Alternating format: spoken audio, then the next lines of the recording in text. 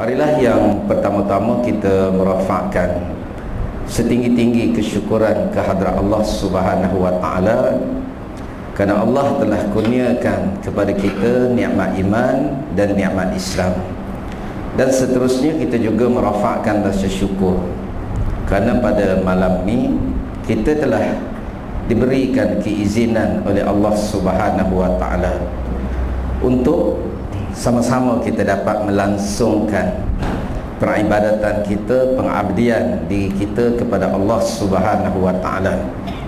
Saudara muslimin dan muslimat yang dikasihi, insya-Allah saya tidak mengambil masa yang panjang dan tidak mahu mengganggu masa World Cup saudara-saudara sekalian.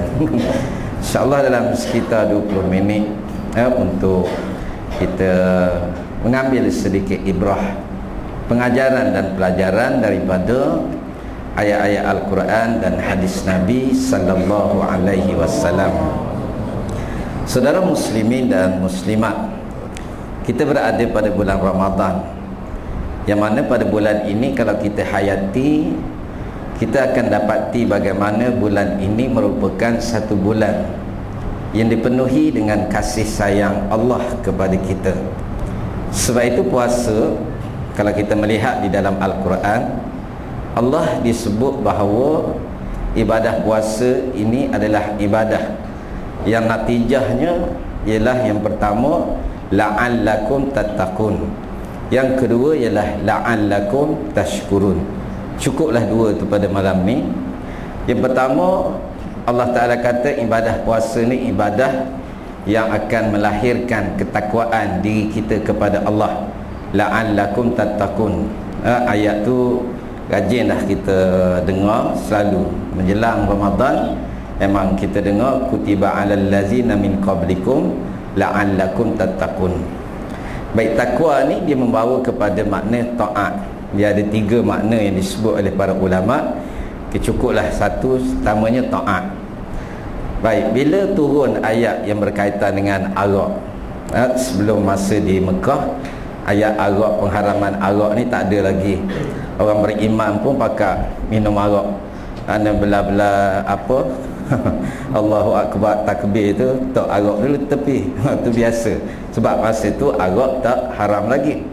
Bila di Madinah turun ayat pengharaman arak, masa tu kalau kita lihat ada dalam satu hadis Nabi sebut sampai bumi Madinah tu dia basah. Kerana apa? Orang-orang beriman ni dia pun pecahkan tempayan arak masing-masing, curah belaka semua. Walaupun sebelum daripada ni memang kerjanya minum arak je. Habis usrah minum arak. Hidang Bahsyimat Tarbawi bahan arak dulu. Maknanya contohlah. Bukanlah gitu maksud dia. Tapi orang beriman sebelum daripada tu semua minum arak. Bila turun ayat pengharaman arak, semua pakak pecah belaka tempayan-tempayan arak belaka semua. Lepas tu ayat aurat pula, sehingga disebut habis muslimah-muslimah ni duk pakat cabut belaka lansir ke tirai ke apa semua, hak mana tak dan tu duk buat tutup kepala. Tuan-tuan nak cerita ini adalah ketaatan. Jadi puasa ni 11 bulan kita makan, sebulan baru kita puasa di siang hari. Kebiasaan kita bila 11 bulan ni lama tuan-tuan, 11 bulan ni dia lama, tiba puasa hanya sebulan. Kalau kita lihat berhala ni tuan-tuan, berhala ni, penyembahan berhala ni dia bermula pada zaman Nabi Nuh, zaman Nabi Allah Adam, Idris apa semua tu tak ada lagi berhala. Dia berhadapan dengan masalah akhlak anak-anak dan sebagainya. Tetapi zaman Nabi Nuh maka bermulanya penyembahan berhala. Di situ juga ayat yang Allah Ta'ala letakkan bahawa setiap Nabi itu bukan sahaja tugas dia dalam sekitar keluarga dia, tetapi ke seluruh alam. Walaqad ba'asna fi kulli ummatin rasulan an ya'budullah wajtanibut taghut. Ayat ni Allah Ta'ala turunkan bersempena dengan peristiwa Nabi Nuh alaihi salam, yakni Nabi yang pertama-tama diangkat menjadi Rasul. Baik, berhadapan dengan penyembah berhala. Zaman Nabi Nuh sembah berhala, bila mari banjir, mati belaka orang kafir, tinggal orang beriman. Dalam jarak masa lebih kurang 200-300 tahun, ada ulama kata 300 tahun selepas pada itu, dia timbul pula atas muka bumi ni satu kaum baru yang digelarkan dengan kaum Ad. Kaum Ad ni pun sebahagiannya penyembah berhala. Allah Ta'ala utus pula Nabi Allah Hud alaihi salam. Lepas daripada Nabi Allah Hud, tubik pula wa samud allazina jabus sahra bil wad, iaitu kaum Samud pun menyembah berhala juga, sebahagian besar daripadanya. Allah Ta'ala utus pula Nabi Allah Saleh alaihi salam. Begitulah tuan-tuan, penyembahan berhala ni dia berlaku sepanjang masa sampai kepada kita zaman hari ini pun berlaku penyembahan berhala, sampai zaman Nabi Muhammad sallallahu alaihi wasallam, dan sampailah kepada kita ni berlakunya penyembahan berhala, sama ada daripada kaum Hindu, kaum Buddha dan sebagainya lah. Kalau di Malaysia ni tercatat sejarah lah, mercu tanda kaum Hindu yang terbesar di dunia, Lord Murugan, yang berada di Batu Cave tu kan, yang berharga hampir 6 juta. Kerana itu penyembahan berhala dia berlaku revolusi. Kalau kaum Hindu ni ada benda pelik je dia anggap sebagai Tuhan, sehingga bom atom tu pun salah satu di antara dia anggap sebagai Tuhan. Jadi tuan-tuan, zaman Nabi Ibrahim ni dia tanya pada kaum dia, pasal apa yang sembah berhala, yang tak boleh nak bagi mudarat pun tak boleh, nak bagi syafaat pun tak boleh. Nabi Ibrahim tuan-tuan, masa dia kecil, kerja dia dispatch tukang hantar berhala. Ayah dia tukang buat berhala, pengukir berhala hak hebat lah ayah Nabi Ibrahim ni. Nabi Ibrahim kerja dia hantar berhala, dah siap berhala dia pergi hantar rumah orang. Tapi tiap kali dia hantar rumah orang, dia ketuk pintu, berhala mu hak bodoh ni siap dah. Ayat gitulah. Mana dia tak sembah berhala, tetapi dia menghantar berhala di atas sebab ayah dia begitu. Baik tuan-tuan, jadi bila Nabi Ibrahim tanya pada kaum dia, kenapa yang kamu sembah berhala yang tak boleh beri syafaat, nak beri mudarat pun tak boleh? Kaum dia kata, Allah Ta'ala sebut dalam Al-Quran, kaum dia mengatakan qalu bal wajadna aba'ana kazalika yaf'alun. Dia kata ini adalah yang dilakukan oleh bapa-bapa kami, kazalika yaf'alun, yang demikianlah aku lihat dia perbuat. Maknanya mereka ni sembah berhala disebabkan kerana mereka ni dia lihat apa yang diperbuat oleh ibu bapa mereka. Sebab tu di antara perkara penting ialah an-nazratu tazra'u fi qalbi syahwatan wa kafali sahibiha fitnah. Yang ni saya rajin sebut, benda yang selalu didengar dan dilihat fi qalbi syahwatan, dia akan memberi kesukaan di dalam hati, wa kafali sahibiha fitnah, kan? Macam anak kita di rumah, daripada dia beranak tu asyik duk pasang lagu je, tak ada 3 tahun dia pun memang pandai menyanyi lah, masuk bintang kecil lah jawab dia, pandai menyanyi. Cuba kalau daripada kecil kita dengarkan dia dengan Al-Quran, fi qalbi syahwatan, hati dia tu akan lekat dengan Al-Quran.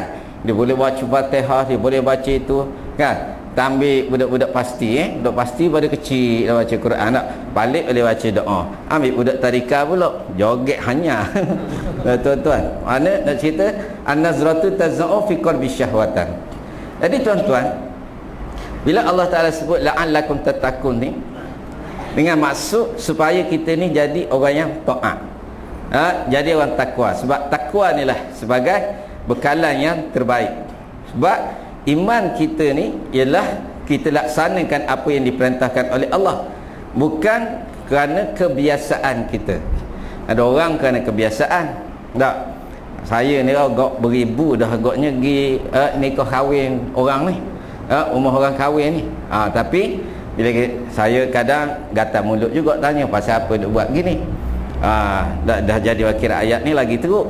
Ada masa dia suruh tepung tawa, putih tapak kaki lari tuan-tuan. Saya tanya apa dia buat? Biasa Ustaz, orang tua-tua dulu je kita. Ni masalah dia. Mana kita nak buang kebiasaan daripada 11 bulan makan sebulan je. Baik, hak tu je sebut pasal takwa, sikit je lah. Tak ada lah lama-lama nak kejar masa World Cup. Baik tuan-tuan, yang kedua la'allakum tashkurun.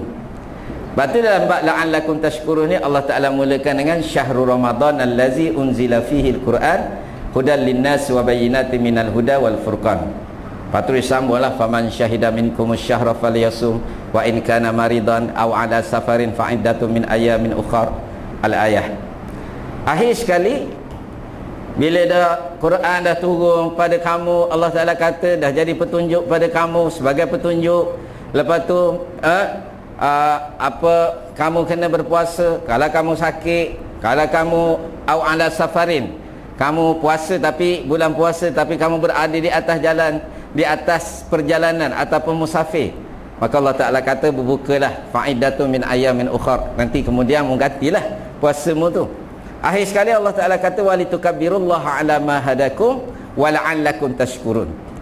Mudah-mudahan kamu bersyukur. Baik, kalau kita lihat dalam Al-Quran ada ayat yang Allah Ta'ala suruh kita solat, betul kan? Ada suruh kita solat, ada ayat suruh kita berzikir, ada ayat suruh kita menunaikan haji, ada ayat suruh kita bersedekah. Ini ayat terkandung dalam Al-Quran.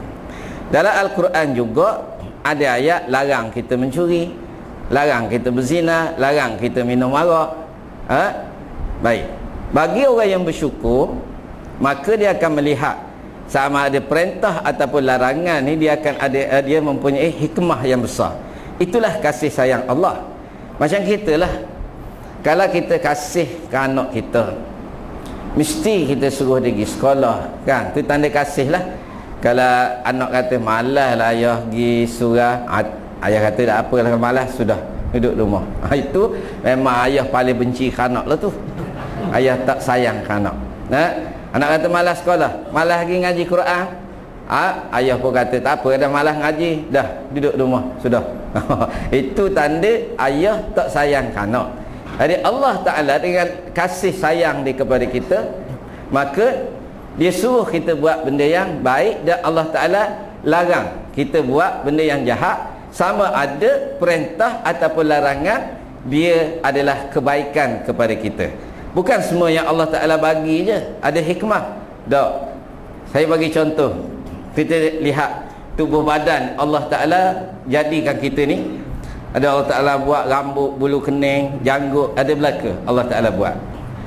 Bila rambut nak panjang mana pun tak apa, boleh belaka. Orang perempuan panjang rambut. Setengah ulama kata sunnah orang perempuan ni panjangnya rambut dia tu, bila dia duduk hujung rambut tu mencecah lantai. Tu sunnah. Dia mengambil rambut Aisyah radhiyallahu anha. Ini setengah pendapat ulama lah. Mana orang perempuan tu mesti rambut dia panjang. Dia orang lelaki tak boleh menyupai perempuan, perempuan tak boleh menyupai lelaki. Tak apalah, tu soal rambut kan. Mana rambut ni kalau panjang pun tak menyusah, kalau pendek pun tak menyusah mana. Mana tu rambut. Jadi kita boleh buat belaka. Kalau ulama kata wajah rambut Rasulullah ni 3 keadaan. Botak, berambut pendek, dan berambut panjang mencecah bahu. Sampai situlah. Pakat bahu je lah. Atau jebak tu hantu polong lah tu. Tu bukan orang tu.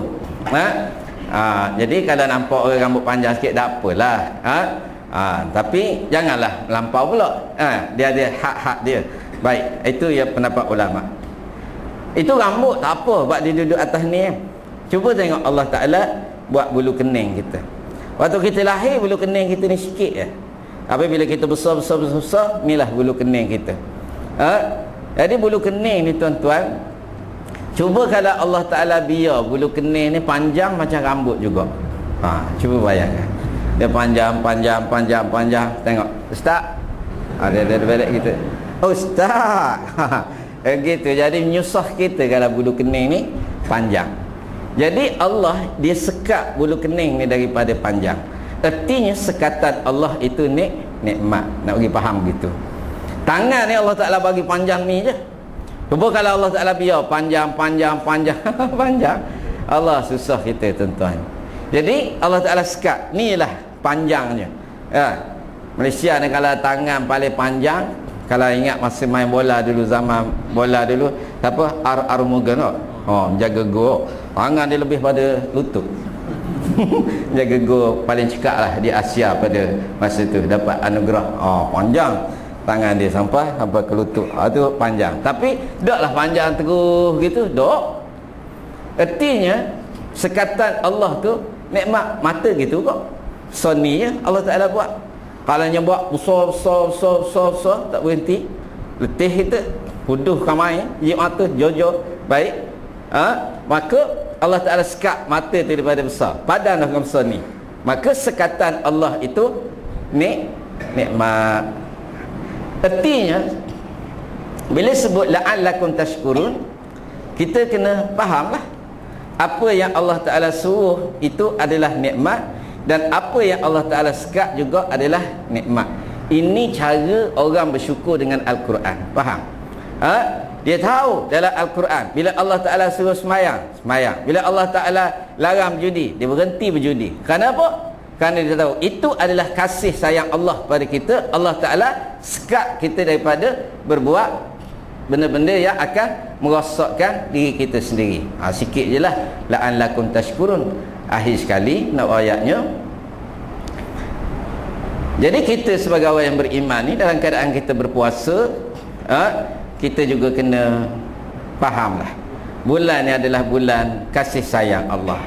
Dia mendidik supaya kita jadi bertakwa, dan dia mendidik kita ni supaya kita bersyukur. Maka di atas sebab itu, orang-orang yang bertakwa ialah orang yang mentaati perintah Allah dengan melaksanakan apa yang diperintah dan meninggalkan larangan.